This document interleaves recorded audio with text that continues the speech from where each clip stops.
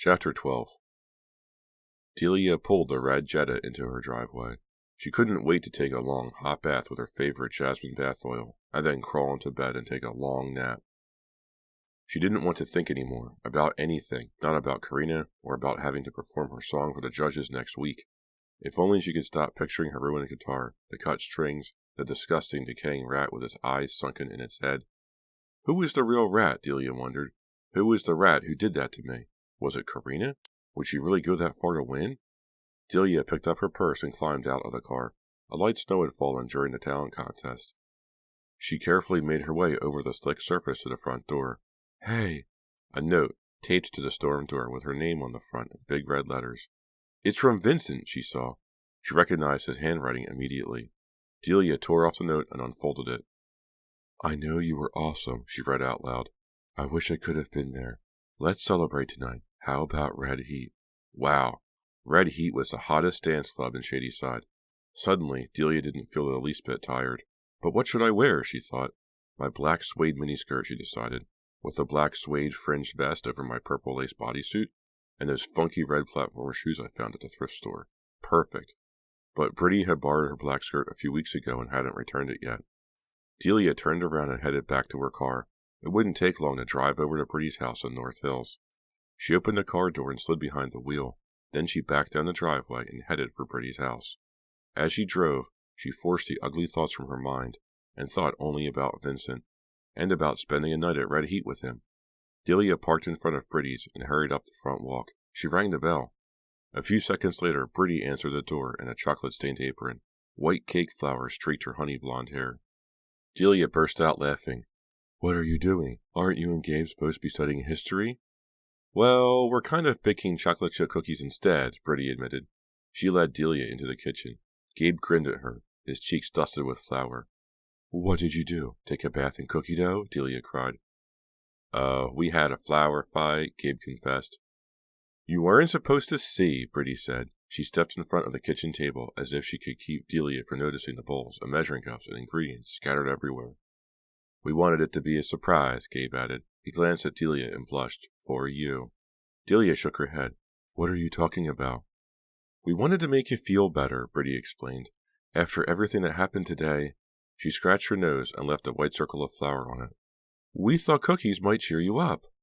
A lump formed in Delia's throat. Such good friends.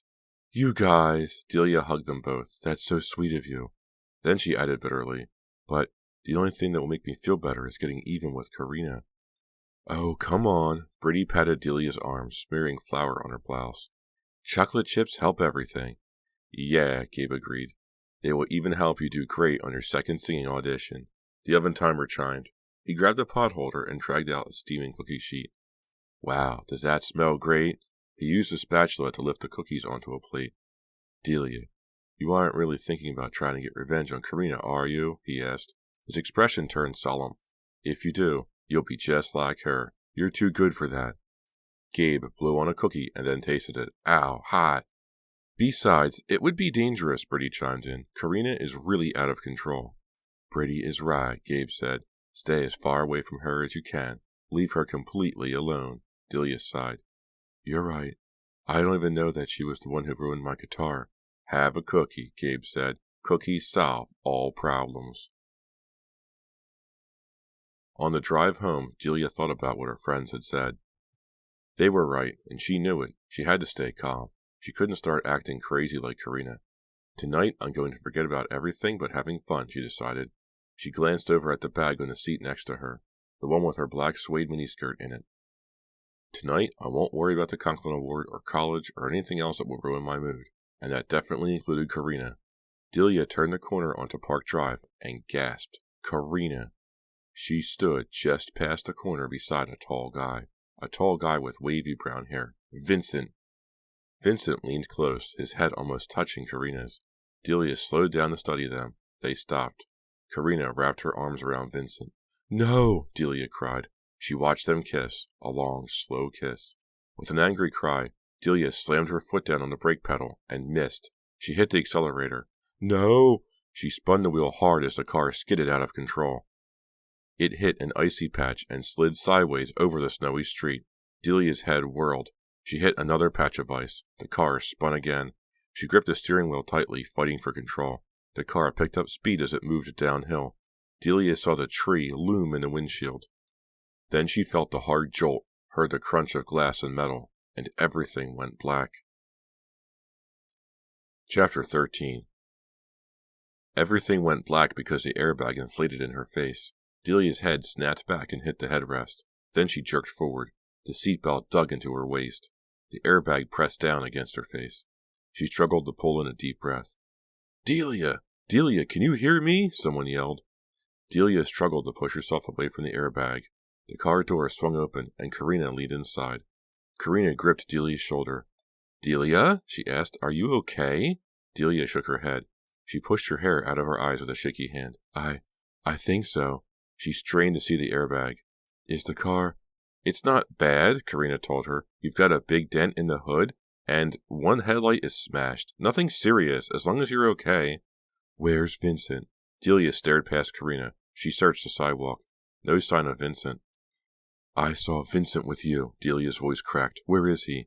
He went to call your parents, Karina pointed to a nearby house. Over there. Delia dragged herself out of the car. Her legs wobbled. Her fingers ached because she had gripped the steering wheel so tightly. But she didn't have any broken bones. She didn't feel as if she had a concussion or anything. Wow, a close one, Karina gazed at the tree. If you were going a little faster, that tree would have ended up in the front seat with you. A frightening thought. Delia turned away from the car and the tree. She found herself staring at Karina.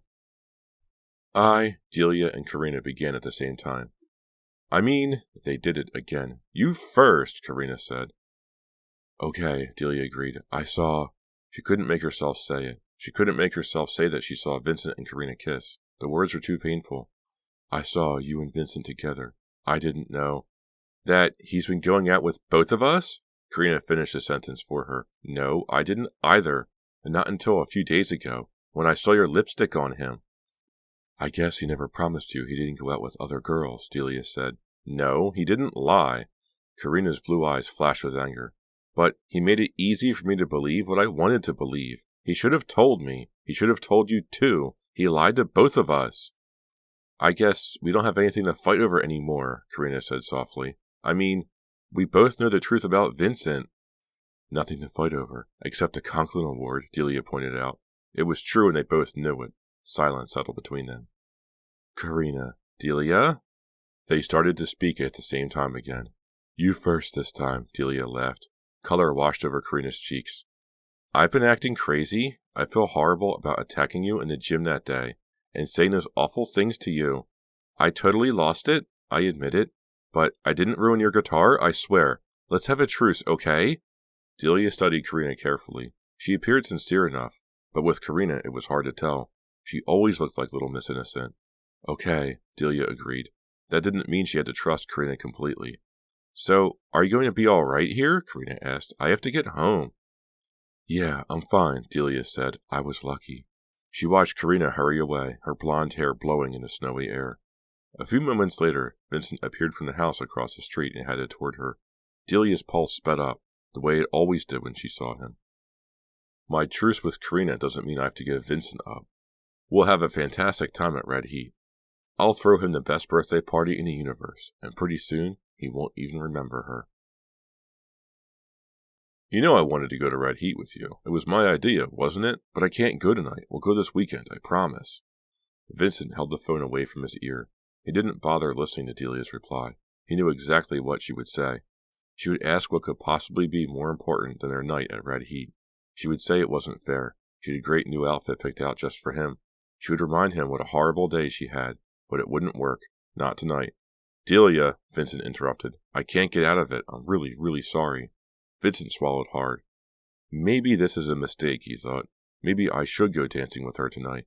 He couldn't shake the picture of Karina and Delia talking together. That afternoon he had watched them through the window when he went to call Delia's parents. What were they telling each other? If Delia and Karina became friends again, it would totally mess up his life. Vincent shifted nervously against the cushions of his family room couch. I saw you and Karina having an intense conversation out by our car today. Karina didn't tell you. She didn't tell you you were going together or anything, did she? If she did, he drew in a long breath and tried to sound casual. If that's what Karina told you, then we really need to set things straight. Vincent shook his head sadly, the way he would if Delia were sitting next to him. She's obviously messed up. I mean, the way she attacked you in the gym, and the rat in your guitar. Vincent decided he needed to explain the kiss, in case Delia did see it. You won't believe it what she said to me. When I ran into her on Park Drive, she grabbed my face and kissed me. She's pathetic. I knew it couldn't be true, Delia exclaimed. She did say you were seeing each other. I actually believed her. I must have been shaky from the accident. Vincent shifted the phone to his other ear. You don't need to worry about me and Karina, he assured her. He lowered his voice the way he always did when he whispered in Delia's ear. You believe me, don't you? Then let's go out tonight. You can convince your parents, Delia said. I can't. There's nothing I can do to get out of it.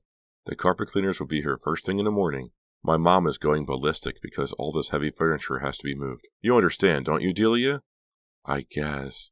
Vincent could tell she felt disappointed, but at least she wasn't angry anymore. And you'll let me make it up to you, right? He didn't wait for Delia to answer. See you tomorrow, he added quickly, and hung up. Vincent felt a little out of breath.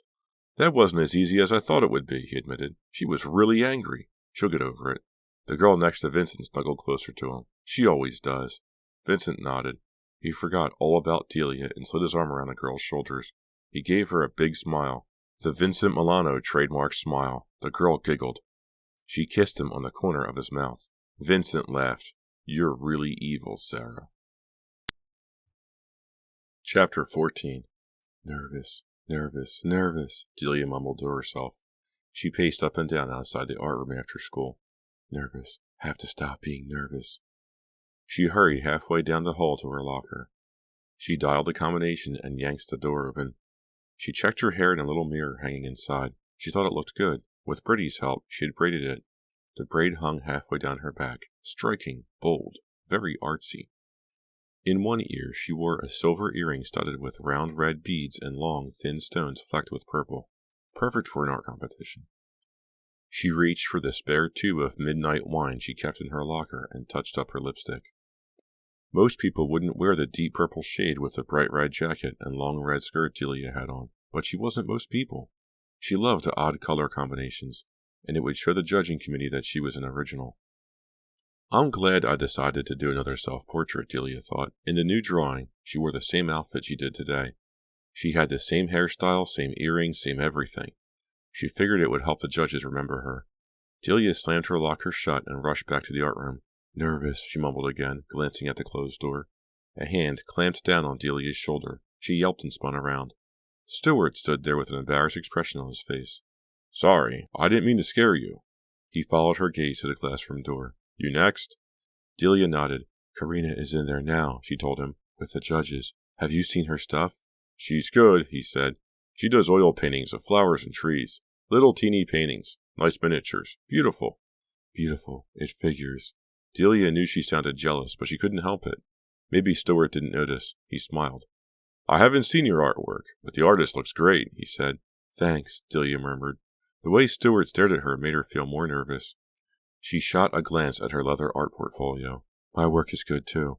My drawings aren't fussy like Karina's, and they're not at all like yours. Yours have all that detail, at least the ones I've seen hanging in art class. I'm babbling, Delia realized. She forced herself to stop. Stewart crossed his arms over his chest and leaned against the locker. He looked so strange in a sports shirt and tie, Delia thought. I don't think I've ever seen him in a tie. His tie reminded Delia of a sunset, soft colors, muted shades, poetry, and silk. He looks great, Delia thought. She loved his black hair and the cleft in his chin. But he's still no Vincent, she added to herself. Let me guess, Stewart said. Your pictures are wild. Real outrageous, like you. The door to the art room clicked open and Delia jumped. If we had time, I'd show you. She grabbed her portfolio and headed into the classroom with it. Then you'd know what you're up against, she called over her shoulder. Stewart caught her arm before she stepped through the doorway. We can go to Pete's Pizza after we're done. You can show me there. He stared at her. I can't. Delia gave him a quick smile. I've got to talk to Vincent and... Yeah, right. Stewart released her. His eyes turned cold. They're waiting for you, he muttered. Delia turned away and stepped into the room.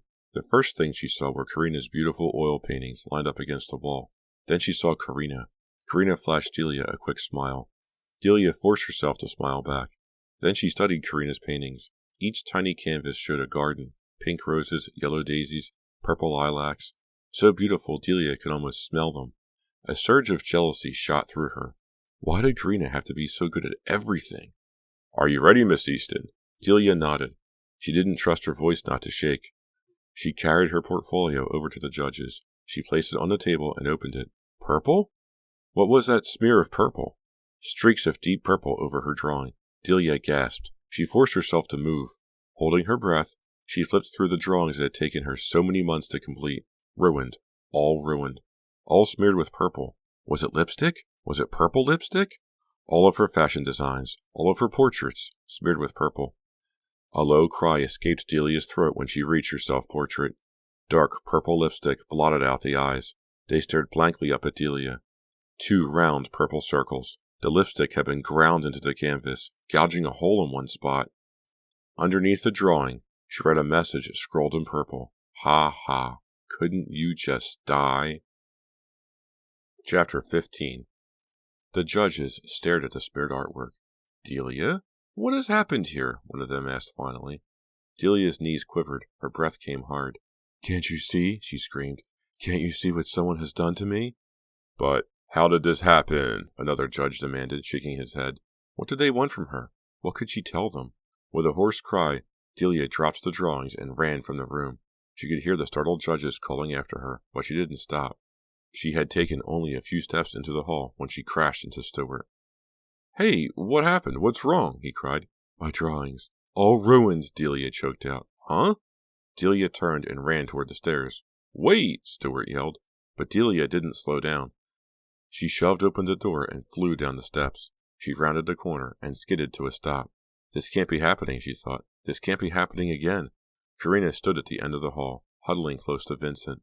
Delia backed against the wall so that Karina and Vincent wouldn't notice her. "I know I'm going to win. I just know it," Karina was saying excitedly. "You should have seen the judges' faces when I showed them my paintings." Vincent leaned closer to Karina. He murmured something in her ear. Karina's face glowed. She kissed Vincent's cheek. Delia swallowed hard. It's true, she thought. Karina is a winner. She's standing there with Vincent. The judges love everything she's done for the Conklin Award, and they haven't even seen anything of mine. Some truce, Delia thought. "Maybe I should drop out of the Conklin competition," Delia moaned. She flopped down on the couch in Britty's living room. "No way, you can't quit," Britty protested. "You have to tell the judges that Karina is destroying your work." "But I don't know for sure that she is the one," Delia replied. "Of course you do," Britty exclaimed. "Who else?" "I have no proof," Delia insisted. "If I went to the judges and said that Karina wrecked my guitar and smeared all my drawings, why should they believe me? They'd throw me out of the competition." "You don't know that," Britty told her. She moved to the arm of the couch. "A lot of people saw her attack you in the gym, and I heard her threaten you. I could talk to them." Delia sat up. She unbraided her hair and pulled it loose around her face. "Then what?" she demanded. "Karina gets kicked out of the competition and everything is fine? That would never happen." Delia sighed. "You know how crazy she is, Britty. If she is doing those horrible things, what would she do to me if I got her tossed out? She would come after me. She would find some way to hurt me." Britty chewed on a strand of her long hair. "There's only one thing we can do," she said. Delia narrowed her eyes at her friend. "What?" she asked, her voice dull. "We have to kill Karina." Chapter 16. Delia felt the blood drain from her face. Britty's expression changed. "Hey, I was joking." She grabbed Delia's arm and shook it. "Snap out of it. I was joking. Just trying to get that gloomy look off your face." "I'm not in a joking mood," Delia sighed. "Besides, that was really sick." "I'm starving," Britty declared. "I always get morbid when I'm starving." They made their way into the kitchen. Delia watched Britty bound around the kitchen, rummaging through the cupboards. She pulled out plates, a bag of taco chips, a jar of salsa, and a jar of jalapeno peppers. She dumped them on the table. Then she grabbed some cheese and some black beans and rice from the fridge. "At least the judges are giving me extra time to do some new drawings, and I already have some others I like almost as much as the ones I showed them," Delia said. "I'm worried about you," Britty said. She deposited the rest of the food in front of Delia and plunked down in the chair across from her. She quickly opened the jars. "A few weeks ago, you never would have thought I was serious about killing Karina," Britty said. She dipped a chip in the black beans and took a big bite. I know, but this is serious, Brittany. Karina may be totally out of control. If she is doing these things to me, she might do something even worse. She might be totally crazy. I'm really frightened of her. Brittany stuck another chip in her mouth. Salsa dribbled down her chin, and she wiped it away with one finger. So let her win the Conklin. Everyone will know she had to cheat to get it. What good does that do me? Some people will think I really deserved it. Delia reached for a chip. Don't you understand? If I don't win, I'll be stuck in Shadyside for the rest of my life. Delia let the chip fall to the table. You're going to Ohio State. Gabe is headed for Yale or some other great school. Even Vincent is going to college, and his grades are awful. Delia sighed again. Don't you get it, Brittany? She asked. I don't want to be left behind. If I never get to New York, I'll never become a fashion designer. And without Vincent... No, Delia told herself. I haven't lost Vincent yet. I know he cares about me. I'm not giving up. I have to talk to him. She stood up. I've got to talk to him, Brittany, about us, and about Karina. She headed toward the front door. You're going to see Vincent? Brittany cried, following her. After what you saw today? After all the lies he told you? Why? Why do you want to talk to him? Let Karina have him. They deserve each other. I can't. Delia stopped at the door. She wished she could make Brittany understand, but how could she? Brittany had never cared about a guy the way Delia cared about Vincent. You're great, Delia, Brittany continued. Lots of guys would love to go out with you. For example, Stewart or Gabe. Don't waste yourself on a loser. Delia yanked open the door. I have to talk to Vincent. I have to give him a chance to explain. He'll have a good explanation, Delia told herself, as she hurried to her car and slid into the driver's seat. I'll talk to him, and everything will be fine again. Everything will be fine. She repeated the words over and over in her mind as she drove to Vincent's. She knew he would be home. Thursday was basketball night, and Vincent loved basketball. He would be in front of the TV. Delia parked in the street in front of Vincent's house. Everything will be fine, she repeated to herself. Fine, fine. But when she walked past the front window, she caught sight of someone sitting next to Vincent on the couch. A girl. Karina? No. This girl had dark hair. Delia's stomach clenched. Who is that? She hurried to the front door and tried it, unlocked. She slipped inside and quietly shut the door behind her. The TV blared. Basketball crowd sounds. Delia tiptoed into the family room. She squinted into the shadows. Vincent and the girl were wrapped up together. Get away from her! The cry burst from Delia's throat. Vincent and the girl jerked apart. Vincent jumped off the couch and Delia stared down at the girl. Her heart gave a hard thump against her ribs. Sarah! She cried. Chapter 17. Delia, hi! Vincent cleared his throat. He stuffed his hands into the pockets of his jeans. He licked his lips and darted a glance at Sarah. Sarah didn't appear nervous. She didn't appear surprised. She looked smug. Sarah? Delia repeated, blinking in shock, trying to blink her sister away. Is this a dream? A bad dream? Is Sarah really here with Vincent? Sarah stood up with her head high and her shoulders back. She straightened the black t-shirt she'd borrowed from Delia without asking. Hey, how's it going? Sarah strolled over to her sister. What is different about Sarah? Delia wondered. It didn't take her long to see. Her lips. Sarah's lips glistened with a coat of Delia's purple midnight wine lipstick. Sarah grinned. What's up? Delia bit her bottom lip. She didn't want to give Sarah the satisfaction of an angry response. Nothing much, she uttered through clenched teeth. Then she turned to Vincent and forced a smile. Right. Vincent laughed, but it didn't sound anything like his usual laugh. Sarah was just leaving, he said. He grabbed Sarah's coat off the brown recliner in the corner. The same place Delia always left hers. Vincent tossed it at Sarah. Your sister stopped over to... I know exactly why she stopped over, Delia said coldly.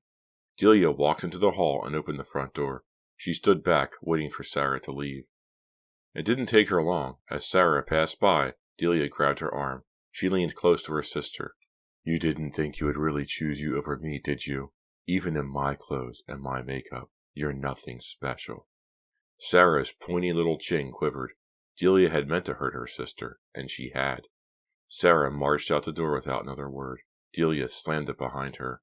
She swung around and glared at Vincent. What's going on? Vincent lowered his head.